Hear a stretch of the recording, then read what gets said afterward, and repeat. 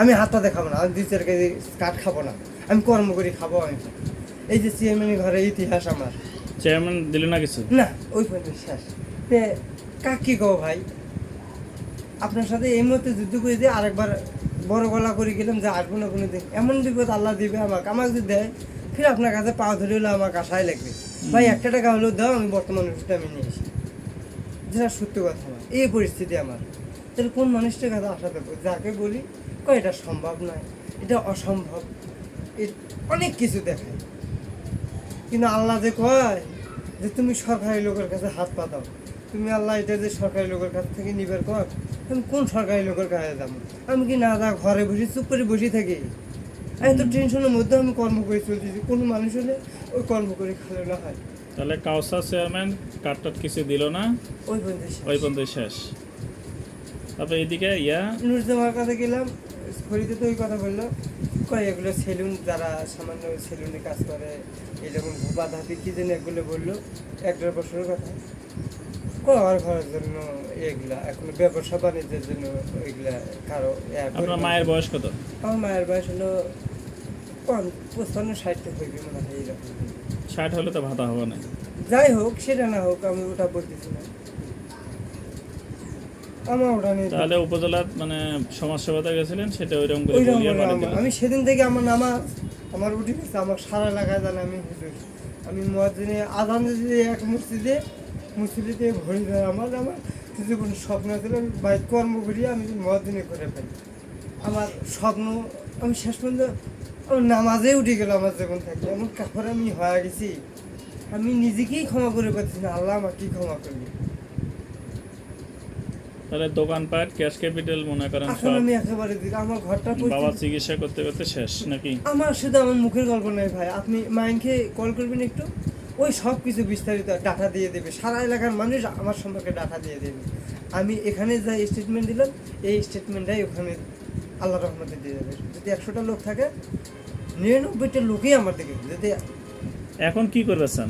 এখন আমাকে এমন একটা, আপনি কি করা লাগবে সেটা আপনার ব্যাপার, আমাকে এমন একটা ব্যবস্থা নিয়ে যান যদি বুদ্ধি থাকে আপনার, যে যেখানে গেলে কাজ হবে। যদি আমার তার পায়েও পড়া লাগে, এমপি হোক, মন্ত্রী হোক, যা কিছুই হোক, বুঝলেন আমার কথাটা, এমন কিছু একটা করে দেন।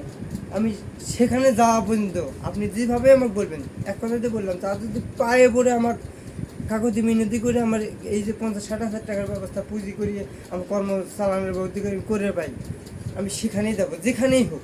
ঢাকাতে যদি যাওয়া লাগে আপনার বুদ্ধি, আমি ওখানেই যাবো। তাও যদি আমার এই যে পুঁজিটা হয়, আমি এটা দিয়ে জীবন চালা, আমি তার টাকা আমি খাবো না, আমি তার টাকা 1 বছর আমি দিতে পারবো না, কারণ 1 বছর আমার এগুলো আমার পরিশোধ করা লাগবে, আমি 2 নম্বরে করে পাবো না। আমি 1 বছর হোক, 2 বছরে হোক, 2 বছরের উপরে আমি যাতে দেবো না, এমন হবে 1.5 বছরে আল্লাহর রহমতে আমি ক্লিয়ার করে দেবো, আল্লাহর রহমতে। কিন্তু এখন করবার চান কি, আর পুঁজি লাগবে কত সেটা এখন আমার জিজ্ঞেস করছি। 50-60 হাজার টাকা হইলে, আমি বলি না যে 1.5 লাখ টাকা, আমি টাকার মূল্য জানি, আমার কাছে অনেক বন্ধু।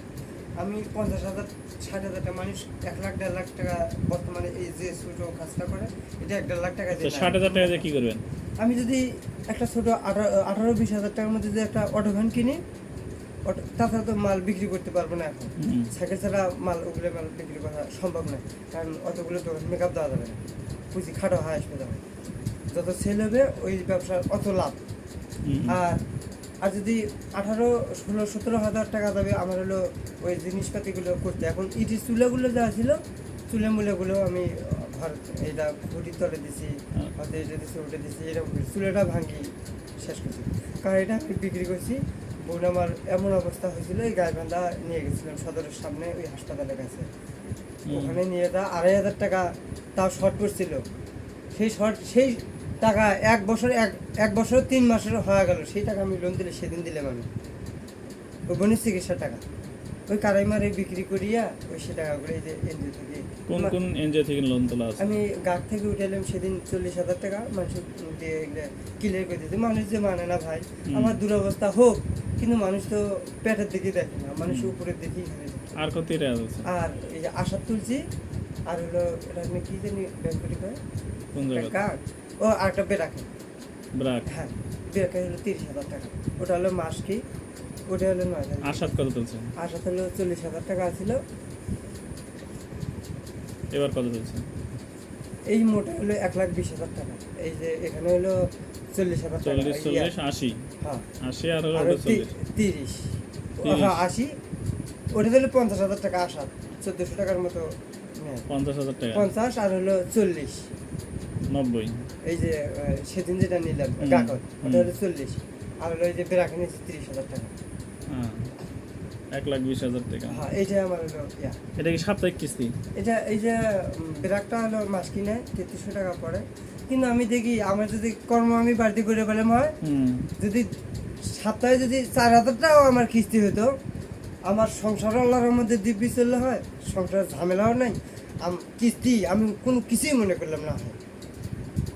কারণ আমি হিসেব করে দেখছি, মানুষের কাজ করে দেই, আমি যতগুলো টাকা রোজগার করে দেই, আমি হিংসা করে করতেছি, আমার যে পুঁজি চলতেছে না, আমার কর্ম অনুযায়ী যদি মানুষের যদি মুনাফা আমাকে দিলে হয়, তাহলে তো আমার এত দূর আশা লাগলো না হয়। হুম। কিন্তু আমার তো যেভাবে কাজ করি সেভাবে তো আমি বেতন পাই না। কোন জায়গায় কাজ করতেছেন? আমি বর্তমানে মন্ডলে বাজার আছি, পানবাজার মন্ডলে বাজার। মন্ডলের বাজার। হোস্টেলে কাজ করতেছেন? না ওই যে বেকারিতে। বেকারিতে। হ্যাঁ ওখানে একটা চাতাল আছে, ওই চাতাল। হুম। কয় টাকা করে দেয় হাজিরা 2900 টাকা সপ্তাহে? সপ্তাহে। আচ্ছা 30,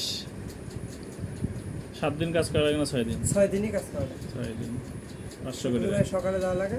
আজকে খুব তাড়াহুড়ো করি আপনার এখানে আসবো দেখিয়ে আমি খুব সকালে কাজ কামনা করে বলছি, আমার খুব অসুবিধা আছে, আমাকে যাওয়াই লাগে। হুম। এই কথা বলি আমরা 4 জনে চলে এসেছি। 4 জন বলতে? আরো থাকে আমার সাথে কাজ ও। করে। এখন এই ক্ষেত্রে তাহলে বলতেছেন যে 1,500 টাকা যদি কোনটান থেকে পালন হয়, তাহলে সেটা দিয়ে নিজের ব্যবসাটা শুরু আমি করলেন হয়। আমার এখন যদি আমাকে দোয়াটা করলে হয়, আমি জীবনে দেখে দিলে ভাই স্টেশনে কি আমি বড়, আমার ওই নজর আমার হ্যাঁ, কাছে শোনেন, সরকারি জায়গা থেকে তো আসলে পাবেন না টাকা অভাবে। এগুলো হলো অনেক সময় সাপেক্ষ ব্যাপার। যাওয়ার সাথে আপনার কেউ টাকা দেবে না, কেউ না। না। ওই যে চেয়ারম্যান বলেন বা উপজেলা মানে সমাজসেবা বলেন বা অন্য কোথাও বলেন, যাওয়ার সাথে আপনার কে টাকা দিবে? কখনোই টাকা দিবে না যাওয়ার সাথে। এখন এই জায়গাতে আপনার কি পরামর্শ দিই? আচ্ছা হোক,